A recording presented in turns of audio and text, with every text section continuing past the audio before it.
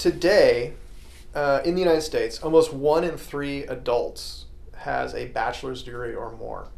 What's interesting about that number, 1 in 3, is that is the ratio of people in 1950 that had a high school diploma.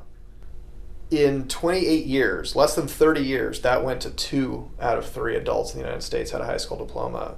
It's an incredible increase. It went from 1/3 to 2/3 in a generation. High school went from, in 1950, a nice to have piece of paper to, by 1978, something that the majority of the workforce had. And you see a similar arc with bachelor's degrees. 1950s, 5% of the US population had a bachelor's degree, just 5%. And that slowly has worked its way up. 1970, it was 10% of the population. This small minority, 1/10 of the population, adult population, had a bachelor's degree or more. And today, here we are, we're at 1/3 of the adult population in the US has a bachelor's degree. Now, in the city of Portland, it's much higher. It's 50% of the workforce has a bachelor's degree. And you wonder where that trend line is going to continue to go.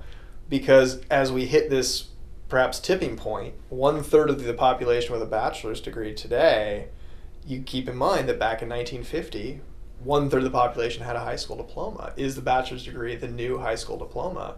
Are we about to enter a new tipping point where a bachelor's degree goes from a nice to have certification or piece of paper for an elite level of certification for people, like the high school diploma used to be, to something that the majority of the population will need to have to be competitive in the workforce?